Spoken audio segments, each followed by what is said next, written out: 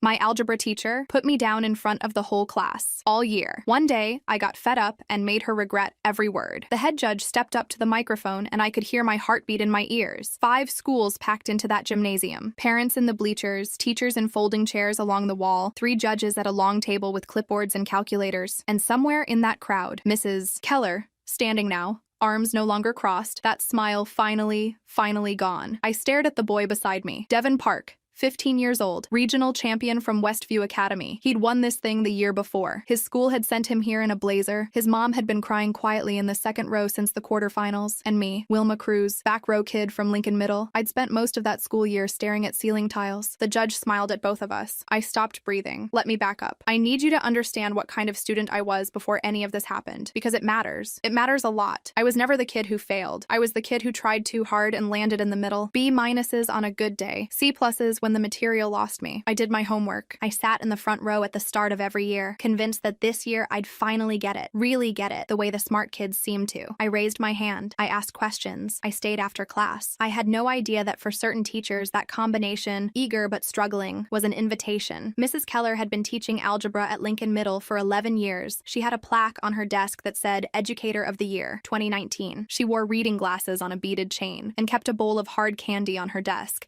that she offered to students who got perfect scores. She laughed easily and often. Parents loved her. I figured out something different about her by the 3rd week of school. It started small. I raised my hand to ask about combining like terms. I'd mixed up a step, thought I was close, but something wasn't adding up. Mrs. Keller looked at me over her glasses and said, "Wilma, we just covered this." And then she turned to the board. Not cruel, just dismissive. I told myself she was busy. The next week, I asked about the distributive property. I'd done the homework, gotten 2 out of 10 wrong, and genuinely didn't understand where I'd gone wrong. She looked at my paper, then looked at the class and said, "Some students really do need us to slow everything down, don't they?" Half the class laughed. A few just looked uncomfortable. I felt heat in my face. I told myself she was having a bad day. By October, she had a rotation of lines. I didn't realize they were a rotation at first. It felt spontaneous, like she was just reacting to me in the moment. But looking back, she'd polished them. They came out too smooth, too perfectly timed. "Oh, it's you again. We'll have to put the lesson on hold. Some people just don't have a brain for this. And that's okay." That last one landed different from the others. That's okay. Like she was doing me a favor. Like she was teaching me to accept something about myself that she'd already decided was true. I stopped raising my hand somewhere around Thanksgiving. I moved to the back row. I got quieter. I started counting ceiling tiles, not because I was bored, but because it gave me something to do with my eyes that wasn't looking at her. The ceiling had 42 tiles. I counted them every class, never miscounted once. But I want you to understand something about this phase, the quiet phase, because it's the part people always underestimate. They assume that when a kid stops fighting back, the problem stops too. It doesn't. It just changes shape. When I stopped raising my hand, Mrs. Keller didn't stop. If anything, she escalated. Because now there was a new angle. My silence. She'd call on me cold. No warning. No raised hand, right in the middle of my ceiling tile count. "Wilma, what's the answer?" And when I'd stumble, because I'd been mentally checked out for the last 3 minutes, she'd sigh the way people sigh when they've confirmed something they always suspected. That's what happens when we stop paying attention, class. Not directed at me specifically, just broadcast into the room. She had a way of addressing the whole class that was really addressing me. I noticed it around November. She'd be explaining a concept, and she'd say things like, "This is the part where some students get lost," and look in my direction for exactly 1 second before looking away. Just long enough. Just deniable enough. One afternoon in late November, we had a group activity. She put us in pairs to work through a problem set. My partner was a kid named Marcus, who was good at math and knew it and wasn't particularly unkind about it. We worked through the first 4 problems and got them right. On the 5th, I made an error. I dropped a negative sign during distribution, which I'd been doing wrong for weeks without realizing. Marcus caught it and corrected me, which was fine. That's what partners are for. But Mrs. Keller was circulating the room and she stopped behind us at that exact moment. She looked at my work, looked at the correction, looked at Marcus. Then she said quietly enough that only our table could hear, "Good catch, Marcus. It's kind of you to be so patient." She walked away. Marcus looked uncomfortable, didn't say anything. I stared at the worksheet. Kind of you to be so patient. I'd been reduced to a burden on the student beside me, in 7 words. And because she'd said it quietly, not to the whole room, not in a tone anyone would call hostile, there was nothing to point to, nothing to report, nothing that would sound like more than a slight misreading when repeated to a vice principal or a parent. That was the sophistication of it, if you want to call it that. She'd built a system that was almost invisible from the outside. December brought the holiday unit review. a tradition at Lincoln apparently, where Mrs. Keller let students ask any algebra question they'd struggled with over the semester, and she'd reteach it. Students loved it. They called it the reset day. In theory, it was generous. I watched it become a trap in real time. When a student I'll call Jordan asked about factoring trinomials, something they'd clearly struggled with, Mrs. Keller retaught it with warmth and patience. When another student, Sophia, asked about graphing linear equations, Mrs. Keller drew 3 diagrams on the board and checked in twice to make sure Sophia had it. Then a boy in the second row asked about the exact same concept I'd asked about in week 3, combining like terms. The same question that had gotten me the "we just covered this" treatment. She spent 4 minutes on it, drew examples, said, "Great question. This trips a lot of students up." I stared at the ceiling, 42 tiles. I didn't ask a question. I already knew what I'd get. My dad noticed before I could find the words for it. He's a machinist, works 6 days a week at a fabrication plant 40 minutes from our house. His hands are always rough and there's always a faint smell of metal about him, even after he showers. He's not an emotional man. Not in the way that word gets used. He doesn't tell me he loves me every 5 minutes, but he pays attention. He always paid attention. In November, he asked me why I'd stopped talking about school. I told him Mrs. Keller was hard. He asked what I meant by hard. I said the class moved fast. He looked at me for a long moment and said, "That's not what you mean." He was right, but I wasn't ready to say it yet. I didn't have the right shape for it, the right words to describe what she was doing without sounding like I was making excuses, because she never yelled. She never called me stupid outright. She always had that smile. If I'd tried to explain it to someone who hadn't witnessed it, I knew exactly what they'd say. "She's just tough. Maybe you need to work harder." So I kept it inside and counted ceiling tiles. The B+ was the worst. February. We just finished a unit on systems of equations, and I'd worked harder on that test than anything I could remember. 2 nights of practice problems. I'd asked my dad to quiz me. He didn't know algebra, but he could check my answers against the answer key I'd made, and he sat across from me at the kitchen table for an hour and a half calling out problems. I got a 78, B+. Mrs. Keller handed it back to me, looked at the grade, looked at the class, held the paper up slightly and said, "Miracles do happen." The class laughed. I laughed too. My face was burning, and I laughed because it hurt less that way, because laughing meant I was in on the joke and not the target of it. I'd learned that by then. Laugh along, and the moment passes faster. But that night, I sat in my room and felt something I hadn't let myself feel before. Not embarrassment, not sadness, fury. I'd worked for that grade. I'd given up 3 episodes of the show I was watching. I'd asked for help and practiced and checked my work twice and gotten a B+, which by any reasonable standard was a good grade for someone who'd been struggling, and her response was to hold it up in front of 23 kids and imply that I'd gotten lucky. I pushed it down. I didn't know what else to do with it. The Tuesday in March, something broke. She hit me with a smile I'd seen 40 times. I'd asked a question. I don't even remember what it was now. Something about solving for a variable. And she looked at me and said, "Some students just aren't built for school." And the class laughed. Same as always. But this time, before I could stop myself, before the part of my brain that had learned to be small and quiet and invisible could catch up, I heard my own voice say, "Please stop mocking me, Mrs. Keller." The room went completely silent. She turned slowly, deliberate. Her eyebrow went up, and I watched her face do something I hadn't seen before. Not anger, exactly. Calculation,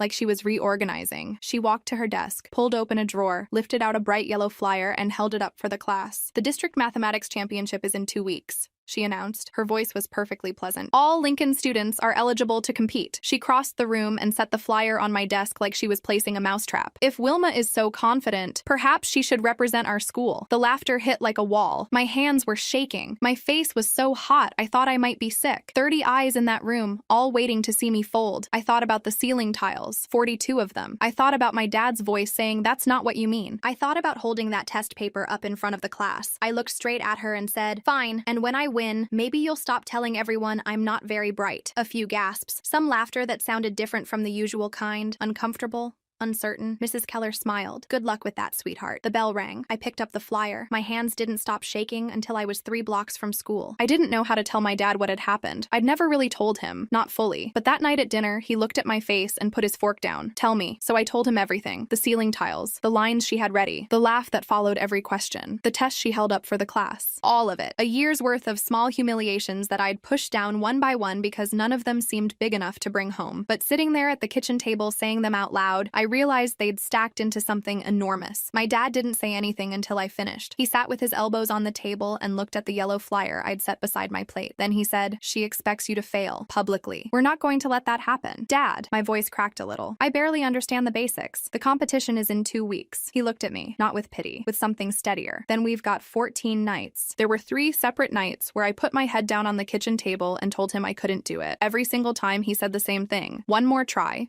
You can do this." He's a machinist. He's never taken algebra in his life, but he got on his phone and watched videos, Took notes in a little spiral notebook, one of those cheap ones from the dollar store, 88 cents, blue cover. Figured out enough to talk me through the steps. He bought a workbook and sat across from me, and we went problem by problem, night after night. Night 1 was mostly him watching YouTube tutorials on his phone, holding it at arm's length because he'd misplaced his reading glasses. He kept saying, "Hold on, let me rewind that." He rewound one video 6 times. Night 2, he explained the idea of a variable not as an abstract symbol but as a placeholder. Think of it like a job title, he said. The variable is the position. The number is whoever's filling it that day. Something about that framing clicked for me in a way the textbook never had. I can't explain why. But I did 4 problems in a row correctly after that. And when I did, he looked at me steadily and said, "There you go." That was it. No applause, just acknowledgement. Night 7 was the worst. We hit word problems, the kind where you have to build the equation yourself before solving it, where the whole challenge is translate. No applause, just acknowledgement. Night 7 was the worst. We hit word problems, the kind where you have to build the equation yourself before solving it, where the whole challenge is translating English into algebra. I got the setup wrong 4 times in a row, not the arithmetic. The thinking before the arithmetic. Each time he'd say, "Okay, read the problem out loud again." By the 4th time, I had my forehead on the table. "I can't do this,"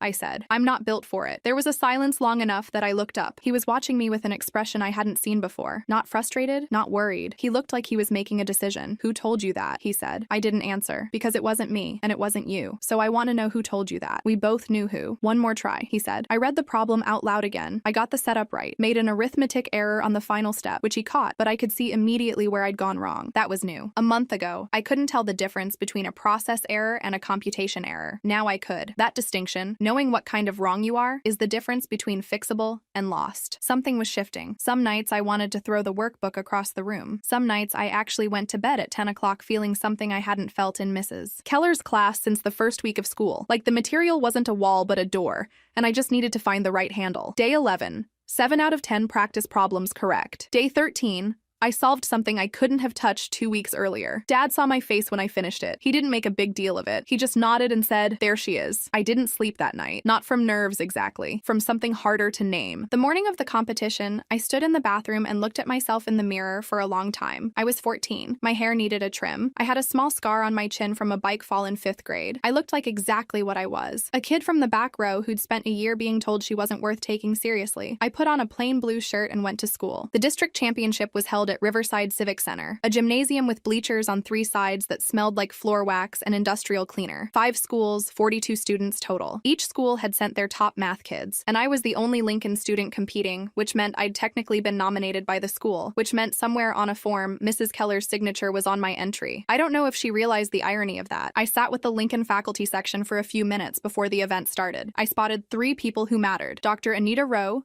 Lincoln's vice principal. I'd met her once when she'd called me in to check on my grades. She was fair, direct, wore her hair in a tight bun, and had the kind of face that didn't give anything away. She nodded at me when I sat down. Mr. Claude Vega, the district's academic achievement coordinator, a thin man in a gray suit who carried a clipboard with color-coded tabs. He'd sent the yellow flyers to every school and organized the event. He'd stopped by our table and wished each student luck. And Coach Dana Ferreira, my PE teacher, who had absolutely no reason to be there except that she'd heard I was competing and drove herself over on her lunch break. She found me in the pre-competition waiting area, gripped my shoulder once and said, "Don't think. Just work." Then she went and found a seat in the bleachers. Mrs. Keller sat in the faculty row, arms crossed, expression neutral. She looked like someone watching a foregone conclusion play out. The early rounds moved fast. First round, 8 problems, 20 minutes. I recognized the structure of the first question. Not the exact problem, but the shape of it. Kitchen table, night 6. I wrote carefully, checked my steps, submitted. Correct. The second round narrowed the field from 42 to 20. The third cut it to 10. I need to be honest with you. I wasn't dominating. I was surviving. There were problems I'd never seen the type of before, and I had to reason through them the slow way, breaking them down into pieces,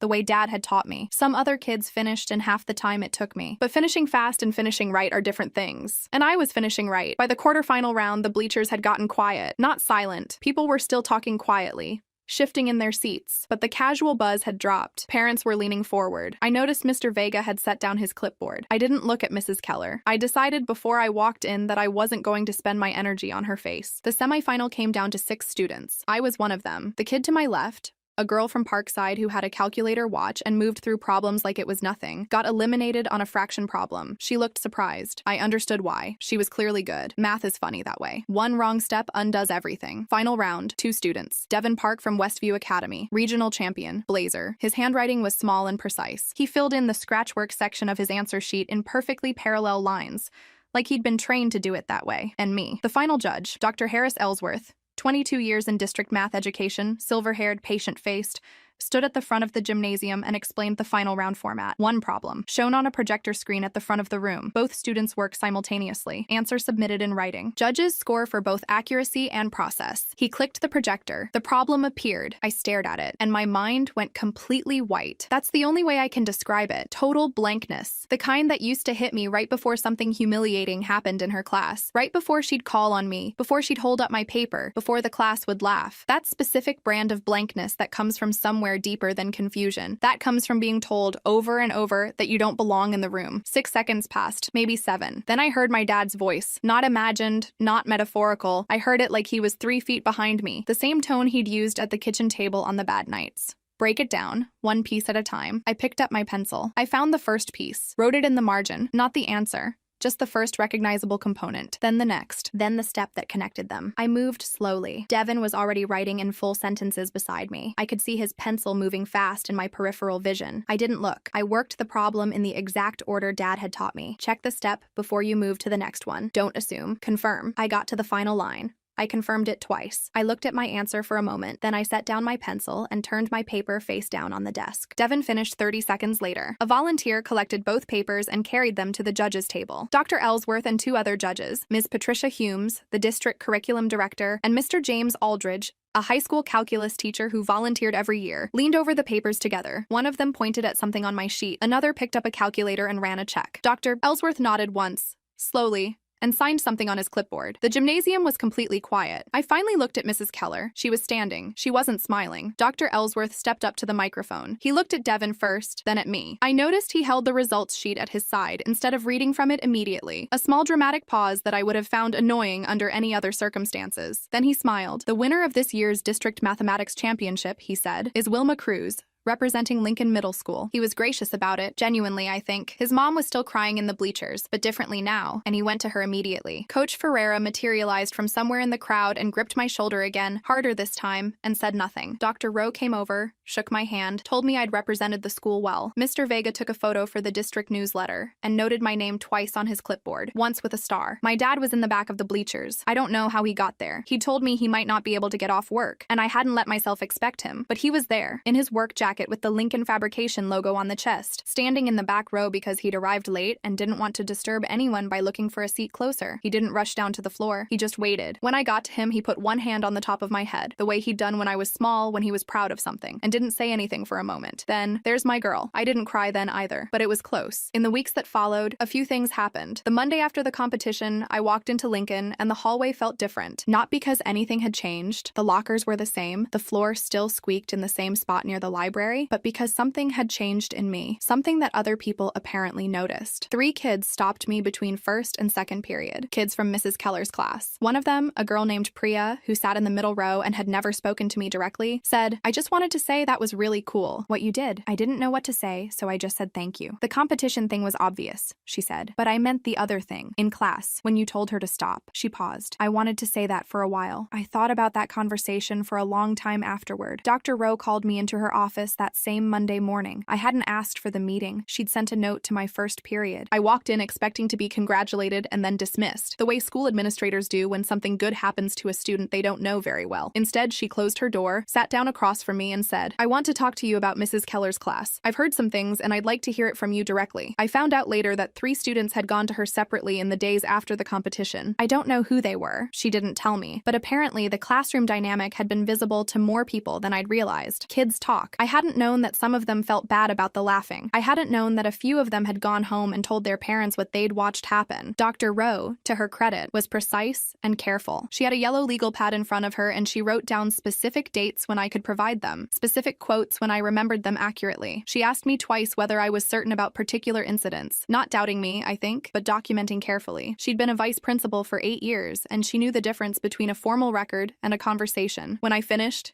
She set down her pen and said, "What you've described is not how any student at this school should be treated. And I want you to know that what you did at that competition, that wasn't luck and it wasn't an accident. That was you." She paused. "I also want to say something else. The fact that you're sitting here telling me about this now, that took something. I'm glad you're here. I didn't expect that last part. It hit differently than I thought it would. What happened next, I know only in pieces. Through what other students told me, through what my parents were eventually told in a brief formal letter, and through the general school hallway grapevine that middle schools run on." Mrs. Keller had a formal meeting with Dr. Rowe and the district's HR representative, a woman named Ms. Gwen Takahashi, who had been with the district for 14 years and whose job involved exactly these kinds of conversations. I don't know what was said in that room. I do know that it was not a short meeting. I know that a letter was placed in Mrs. Keller's permanent file. I know that her classroom was observed by administrators twice over the following 8 weeks, both times unannounced. I know that the candy bowl disappeared from her desk, the one she'd kept there for students who got perfect scores, and was not replaced. I know that 2 of the parents who heard from their kids wrote formal complaints to the principal. And I know that the following September, Mrs. Keller was not on the faculty list at Lincoln Middle School. The official channel called it a transfer request. The unofficial version circulated differently, but that's not my information to share. What I can say is this: I never had to sit in her classroom again. I never had to count 42 ceiling tiles to get through an hour. I never had to laugh at my own humiliation to make the moment pass faster. That by itself was something. I want to be careful here about what I say the competition meant. It didn't prove I was smarter than anyone. It didn't fix what she'd done. There are still days when I hesitate before asking a question in a classroom, a reflex I developed in the back row, counting. I never had to laugh at my own humiliation to make the moment pass faster. That by itself was something. I want to be careful here about what I say the competition meant. It didn't prove I was smarter than anyone. It didn't fix what she'd done. There are still days when I hesitate before asking a question in a classroom, a reflex I developed in the back row, counting ceiling tiles, and I have to consciously override it. Damage like that doesn't vanish because of one good afternoon, but here's what it did do. It proved to me that the story she'd been telling, the one I'd started to half believe without realizing it, was wrong, that the blankness wasn't proof of limitation, that asking questions isn't the same as being slow, that struggling and being incapable are 2 completely different things, and only one of them is permanent. My dad knew that. He knew it the whole time. I have his spiral notebook still, the one he bought at the dollar store and filled with notes about algebra concepts he'd had to teach himself at the age of 44, sitting at the kitchen table after a 6-day work week so he could sit across from his daughter and say one more try. It's not much to look at. The handwriting is rough and there are some errors he crossed out and corrected, but I keep it because it's evidence, not of what I accomplished, but of what it actually takes to make something possible. Someone who refuses to let you believe the worst about yourself. The district newsletter ran a small piece. Photo of me holding the certificate, Mr. Vega's caption: "Lincoln student Wilma Cruz earns first place at regional math championship." My mom cut it out and put it on the refrigerator. My dad didn't say much when he saw it, just nodded, the way he does. But I noticed he bought a second copy of the newsletter, and I noticed that the copy he kept wasn't stored with the mail or tossed on the counter. He put it in the drawer of his nightstand, right next to the spiral notebook. If you've made it this far, you already know what the real story is. Not about math, not about a competition. It's about the one voice that tells you to try one more time, even when every other voice in the room has already decided you can't. Find that voice. Keep it close. And if you're ever in a position to be that voice for someone else, be it. That's the whole thing, right there.